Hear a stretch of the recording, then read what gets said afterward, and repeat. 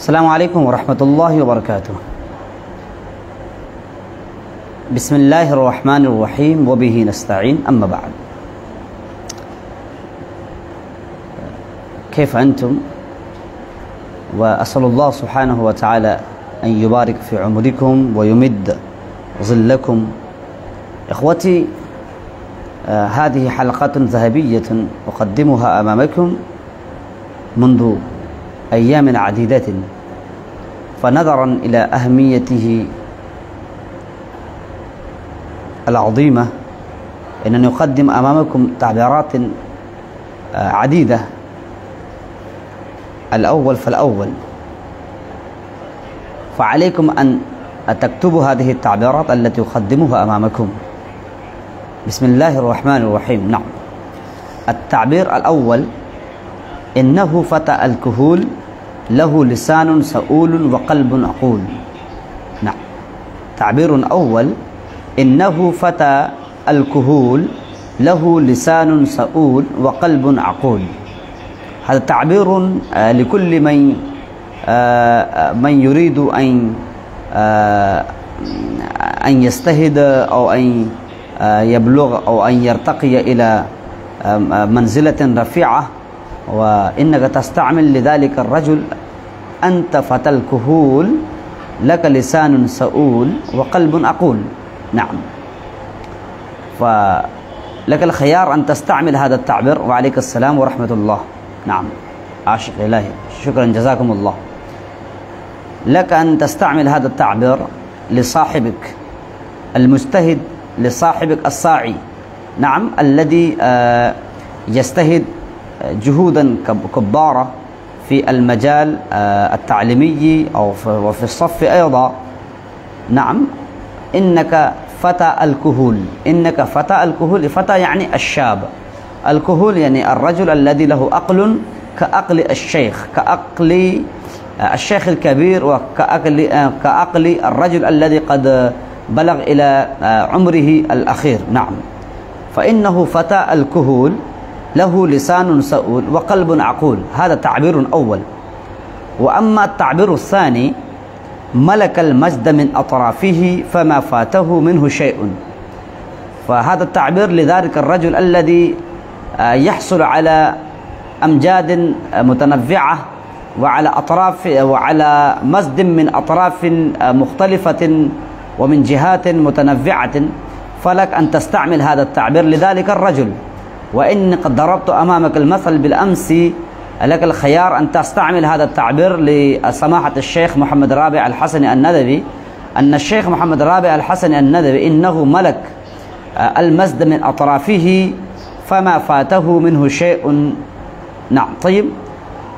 والتعبير الثالث: وأعلمها بكتاب الله وأفقهها بتأويله وأقدرها على النفوذ إلى أغواره وإدراك مراميه وأسراره.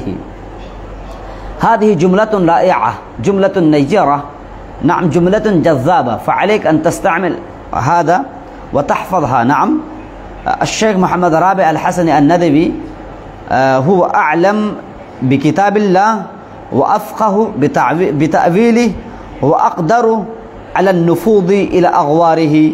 نفوذ، نفض ينفض نفوذا، يعني غاز يغوز غوزا. نعم، خاص يخوز خوزا.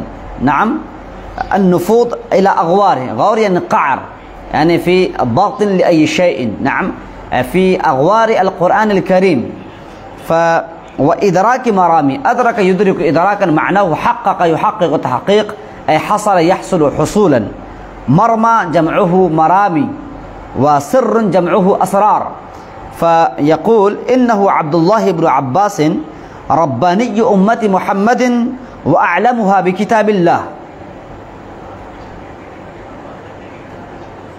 نعم، شكرا جزاكم الله يا ألا أختام. نعم، شكرا. وأعلمها بكتاب الله وأفقهها بتأويله وأقدرها على النفوذ إلى أغواره وإدراك مراميه وأسراره. فهذه الجملة النيرة الرائعة، نعم، الجذابة، تستعمل لكل من يفقه في مجال القرآن الكريم. نعم، فلك أن تستعمل لذلك الرجل. مثلا هناك العلامة الشيخ الدكتور أسرار رحمة الله عليه، الذي كان عالما جيدا بالدولة الباكستانية، ولا شك الله سبحانه وتعالى قد أتحفه بمهارة وبهارة في مجال القرآن الكريم، وله ذوق سليم في مجال التفسير. نعم، فلك ولنا أن نستعمل للدكتور أسرار، أن الشيخ الدكتور أسرار أعلم بكتاب الله وأفقه بتأويله وأقدر على النفوذ إلى أقواره. نعم، وإدراك مراميه وأسراره. وكذلك علينا أن نستعمل هذه الجملة لسيد قطب الشهيد رحمة الله عليه، الذي صنف كتابه يعني في ظلال القرآن. نعم، هذا تفسير بارع وهذا تفسير حسن، فعلينا أن نطالع هذا التفسير. نعم. وكذلك التعبير الرابع: وما إن حلت عن الغلام الهاشمي تمائمه ودخل سن التمييز حتى لازم رسول الله صلى الله عليه وسلم ملازمة العين لأختها. نعم، هذا التعبير. نعم، لازم رسول الله صلى الله عليه وسلم ملازمة العين لأختها. نعم، هذا عين أخت لهذه العين. نعم، هذه العين أخت لهذه العين. نعم، فلازم رسول الله صلى الله عليه وسلم ملازمة العين لأختها.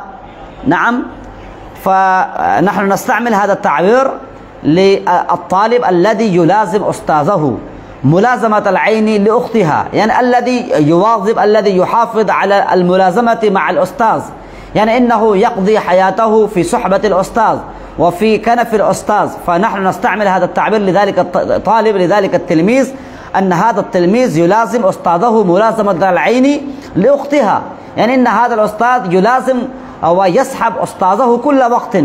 نعم، كالظل. والتعبير الخامس: حتى غدا له كظله يسير مع أنه سار ويدور في فلكه كيفما دار. هذا التعبير يستعمل لذلك لكل رجل ولكل طالب يسير مع أستاذه حيثما يسير أستاذه. نعم،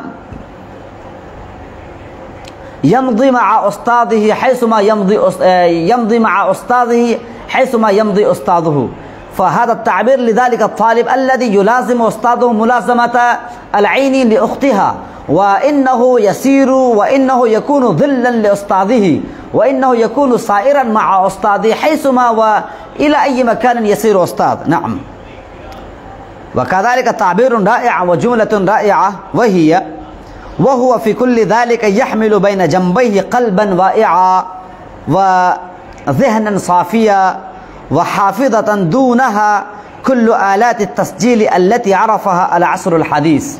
نعم، فنحن نستعمل هذه: يحمل بين جنبيه قلبا واعيا، واعيا وذهنا صافيا وحافظة قوية. نعم، فهناك كثير من الأساتذة الذين يحملون بين جنبيهم، بين جنوبهم وبين جنبيهم، نعم، قلوبا واعية وأذهانا صافية وحافظة قوية. نعم، فنحن نستعمل لكل أستاذ ولكل طالب الأستاذ الذي نحن نرحب به في أي برنامج أو في أي حفلة، فنحن نستعمل معرفا بذلك الأستاذ أن هذا الأستاذ الذي تفضل والذي تشرف في هذا البرنامج إنه يحمل بين جنبيه قلبا واعيا وذهنا صافيا وحافظة قوية. نعم إخوتي، هذه تعبيرات عديدة نيرة رائعة جذابة، فعلينا أن نستعملها. نعم، شكرا جزاكم الله.